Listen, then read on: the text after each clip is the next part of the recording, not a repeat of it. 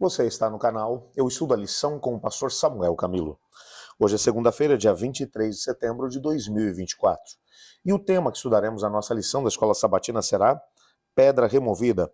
O texto que serve como base para o nosso estudo, Marcos 16, versos 1 a 8, que diz assim: Quando terminou o sábado, Maria Madalena, Salomé e Maria, mãe de Tiago, compraram especiarias aromáticas para ungir o corpo de Jesus. E no primeiro dia da semana, bem cedo, ao nascer do sol, elas se dirigiram ao sepulcro e perguntaram umas às outras: Quem removerá para nós a pedra da entrada do sepulcro? Mas quando foram verificar, viram que a pedra, que era muito grande, havia sido removida. Entrando no sepulcro, viram um jovem vestido com roupas brancas assentado à direita e ficaram amedrontadas. Não tenham medo, disse ele. Vocês estão procurando Jesus, o Nazareno, que foi crucificado. Ele ressuscitou, não está aqui. Vejam o lugar onde havia sido posto. Vão e digam aos discípulos dele e a Pedro: Ele está indo adiante de vocês para a Galiléia. Lá vocês o verão, como ele havia dito. Tremendo e assustadas, as mulheres saíram e fugiram do sepulcro e não disseram nada a ninguém, porque estavam amedrontadas. Esse texto vai falar sobre a questão da ressurreição de Jesus. Existem muitas pessoas que acabam mencionando que a ressurreição é um embuste, que é uma farsa, que é impossível acreditar numa coisa como essa. Agora veja, se nós acreditamos em Deus, e se Gênesis capítulo 1 e capítulo 2 para nós é verdadeiro, onde você encontra Deus criando todas as coisas a partir do nada, você concorda comigo que isso mostra um poder extraordinário da parte do Senhor. Ele, de forma absoluta e total, ele tem o poder para gerar vida a partir do nada. Imagine, por exemplo, que a Bíblia menciona que a terra era sem forma e vazia e o Espírito de Deus pairava sobre a face do abismo, e na hora exata o Senhor Jesus disse: haja luz. E a luz apareceu. Depois ele vai dizer: haja separação entre as águas embaixo do firmamento e as águas em cima do firmamento. E apareça a porção seca. Bom, e você conhece o restante da história. Ele disse e tudo apareceu. Nós estamos falando de um Deus que é todo-poderoso. De alguma forma, quando nós questionamos a própria questão da ressurreição de Jesus, nós estamos questionando o poder tremendo do Senhor. O Senhor Deus, ele é o Todo-Poderoso. A Bíblia vai mencionar que as mulheres, e de novo, as mulheres são protagonistas aqui nessa história. Elas estavam junto com José de Arimateia na sexta-feira, quando o corpo de Jesus foi levado para a sepultura. Elas viram onde ele foi colocado. Viram também que houve a necessidade de vários homens para poder rolar a pedra para a frente do sepulcro. Elas fizeram tudo o que podiam. E isso aqui é uma coisa muito interessante. No sábado, descansaram conforme o mandamento. Logo depois do sábado, ou seja, no sábado à noite, porque o domingo já começava a partir do pôr do sol do sábado, elas correram atrás, foram atrás de comerciantes, compraram os ungüentos para poder ungir o corpo de Jesus, o que elas pretendiam fazer logo no começo do primeiro dia da semana, o domingo. E é interessante que Marcos vai mencionar isso. Elas estão seguindo para o local do sepulcro, mas não tem nenhum homem junto com elas. Isso aqui é muito interessante, porque a pergunta natural que surge na mente de todas as pessoas que estão lendo o Evangelho: mas Jesus tinha 12 discípulos. Tudo bem que o Judas, nessa altura, já tinha tirado a própria vida, mas sobraram 11 discípulos. Cadê os discípulos? Por que eles não estão indo com elas?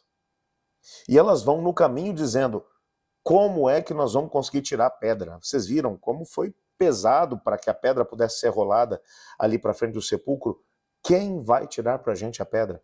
Mas o que me chama a atenção é de que, apesar delas saberem que havia uma impossibilidade naquela situação, por amor a Jesus, elas fizeram literalmente o seu melhor. Elas foram até o sepulcro sem saber se conseguiriam ter acesso ao sepulcro, porque afinal de contas uma pedra havia sido rolada para frente do mesmo.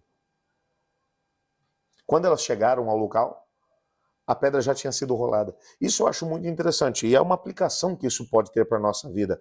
Às vezes nós olhamos tanto para os obstáculos que se colocam diante de nós, que nós nos esquecemos de quem é Deus. E de como Deus é capaz de ultrapassar todos os obstáculos para fazer com que nós tenhamos a oportunidade de poder estar mais próximos dele.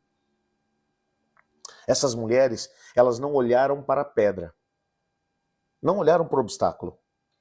Elas foram até lá, elas fizeram tudo o que podiam, o que estava no alcance delas. Elas buscaram as especiarias, os ungüentos, e elas se dirigiram até o sepulcro, apesar de ser muito perigoso. Repare que os discípulos estão amedrontados e presos no cenáculo, eles não quiseram sair de lá, mas essas mulheres foram. E quando chegaram, a pedra tinha sido removida, elas entram no sepulcro, e quando entram, elas veem um anjo do Senhor que vai dizer: por que vocês estão procurando entre os mortos aquele que está vivo?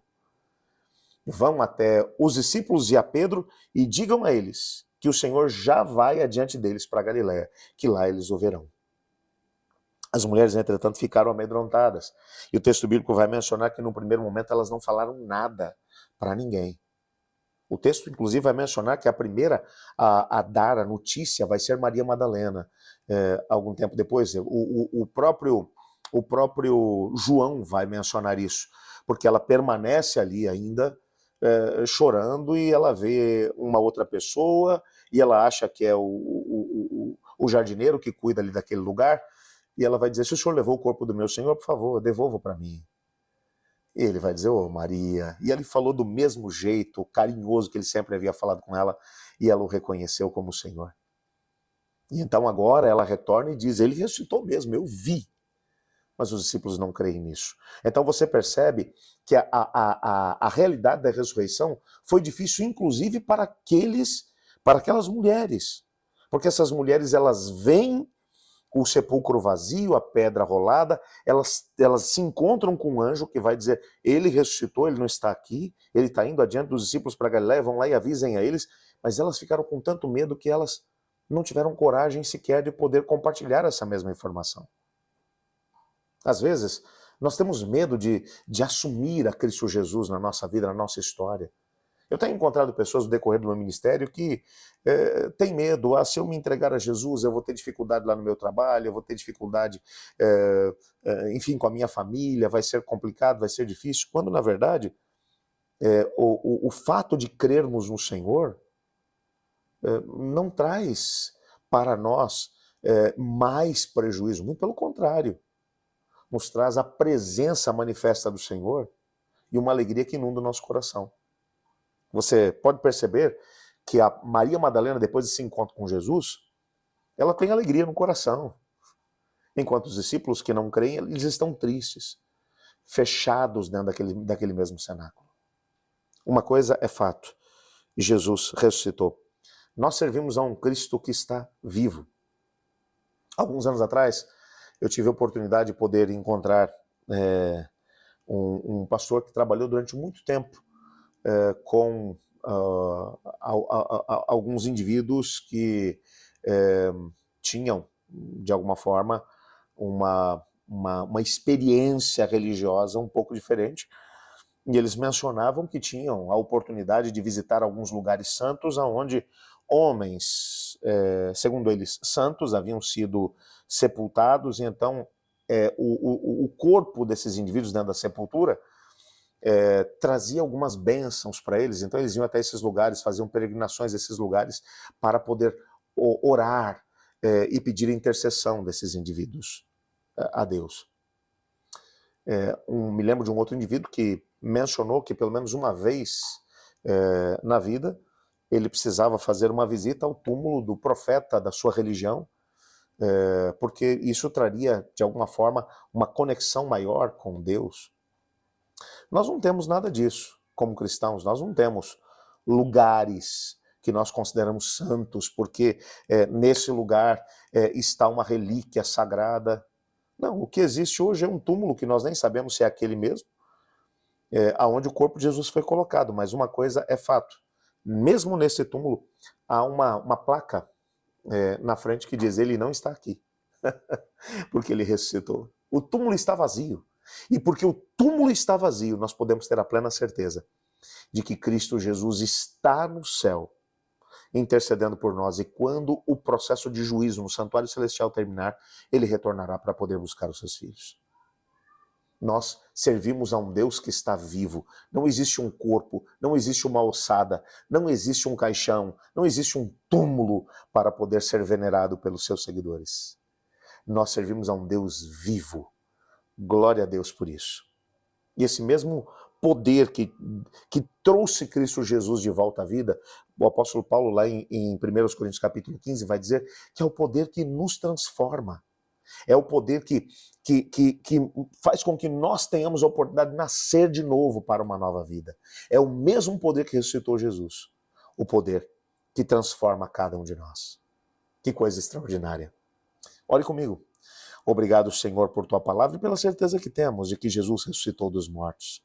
E exatamente por isso nós temos a oportunidade de viver uma experiência maravilhosa ao lado dele. Com fé, com esperança, com amor. Nós te pedimos que o Senhor também nos ajude a manter a nossa fé bem alicerçada em Cristo, nos lembrando que Ele está vivo. Colocamos diante dele cada um dos nossos pedidos, pedindo que o Senhor responda de acordo com a tua vontade. Pois é em nome de Jesus que oramos. Amém. Eu estudo a lição, e você?